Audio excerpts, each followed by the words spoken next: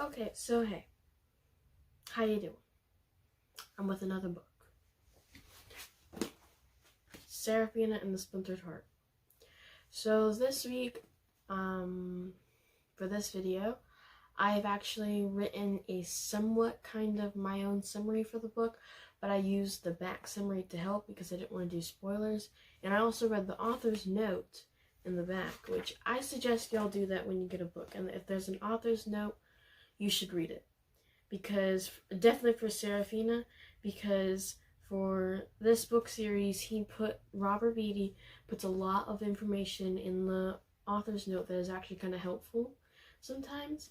And also he tells you about the Biltmore estate itself and how different rooms and different things go into the actual Biltmore estate he put in the book, which I think is pretty cool, but he does that. But this week I wrote my own summary based off of this. It's shorter than this summary, but this summary is short anyways. But here, it's on my laptop, so I like typing better than writing down things, so. Something has happened to Serafina. The world around Serafina and herself has changed in many ways.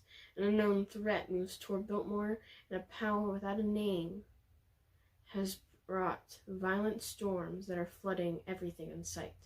Serafina must uncover the truth of the unknown power before she is too late. So one other thing I want to talk about that I have been for some reason forgetting to mention is that these books have a lot of words that I didn't understand when I was reading it. So I have about 10 pages full of words that I didn't understand from book 2 all the way to book 4.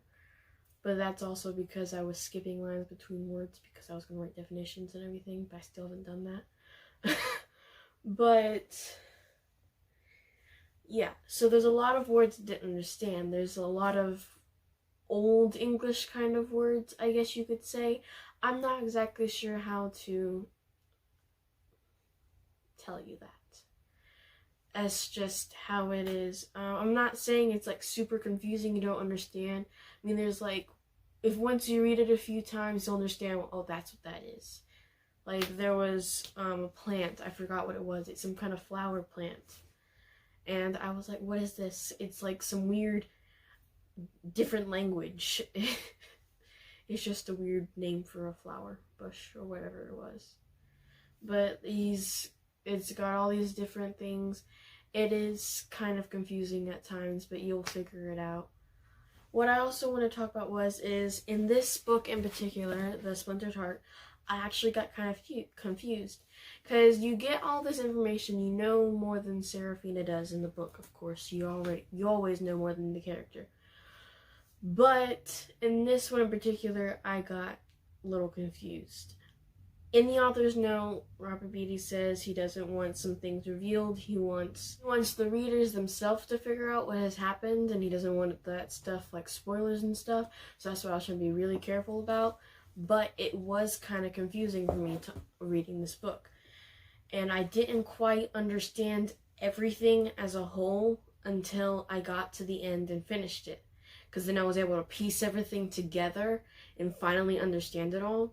And it took so long to do that, just to finally understand. I mean, it doesn't take me long to read a book like that big, but you understand what I mean. Sometimes you read a book or you watch a movie and you're just so confused. And you just don't understand anything until the end. What I also want to talk about is, as I keep saying, like how I rate the book and what age range I say that should read it, I guess. My personal rating for the book is, I think I'm going to stick with a 4 out of 5. Because, as I was saying, yes, I did get a little confused, but it was still a pretty good book. For all these books, I would say maybe 10 and above for age. But, as I did forget to mention, there is big words that a normal 10-year-old wouldn't understand, and I'm 13 and I didn't understand the words. I had to look up things and use the things around that word to figure out what it meant, but I'm used to that. I use a lot of words that people don't usually think of throughout the day sometimes, but like there's certain words I would learn in classes and stuff, and I'll be like using them all the time because they describe things the way I want them to be described or whatever. But I would still say 10 and above for age. I think I've done the basic outline of how this book is. And right after this video, I'm going to do the last book of the Serafina book. And I have to look at my list in a second, and I'll tell you in like a few minutes or whatever how long, what book or book series I'm going to review next. But also, I'd like to take this moment to talk about how this background back here has changed way too much. There's a tadpole bowl right here. There are 9 tadpoles in this thing, and they just appeared here this week.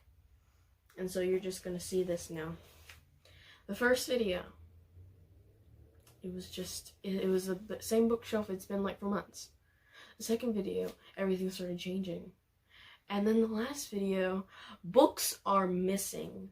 I have moved them to a different part of my room because I ran out of space. This bookshelf has been rearranged about 5 times now because I keep getting new books. And then now this week, there's books that have been put back. There's Percy Jackson down here missing like 2 because someone's borrowing them. And then Serafina's missing because, well, that one, Splintered Heart. The book just fell. My child. Protect it. But yes, she's not up. The Splintered Heart's not up there because I'm taking it down to review it. And then that was just a tadpole bowl. I mean, it's a fish bowl, but it's got tadpoles in it, so. They've been growing outside for like 2 months, and finally got something to put them in my room for a little bit until they become frogs or toads or whatever they're gonna be. So, yeah. So, yes, as I said, this is the basic outline of the book and everything, so there's that. I'd also like to talk about this thing. Apparently my mom messaged Robert Beatty on Facebook a few days ago, or since this is going to be posted on Friday and I'm recording on Saturday, I guess it'd be basically a whole week ago for y'all. But she messaged him on Facebook about my reviewing the Serafina series as my first thing, and he actually messaged back, which I did not know. I didn't expect that to happen. And she messaged him one day, and in the next morning, the next day, he messaged her back saying, well, I guess I'll just put it over here or something on the screen, whatever. And I freaked out because I really did not expect him to respond at all for some reason. Then there's also the fact that my mom didn't even tell me she messaged him about this. And so I'm freaking out because a book author that the series I read and absolutely love, other than Divergent, very sorry about that, but yes, Divergent is like my favorite right now because I cried for like 3 hours. But a series I love, and she messaged him and didn't tell me about it. And then he replied, and she came barging in my room while I was in my online math class, telling me about how he messaged her back, and I guess I put it on the screen or whatever. He messaged her back saying this stuff about my video and everything, and I'm sitting here in my room with millions of books behind me, being super weird, and I guess not quiet now because I feel like I'm yelling at my phone right now. But anyways, yes, I gave you the basic outline of the book. I told you and ranted about all this other stuff. So, I guess. Fly you high, overlanders. By the way, that's a book reference to the book series called The Underland Chronicles by Suzanne Collins. It basically means good luck or safe travels.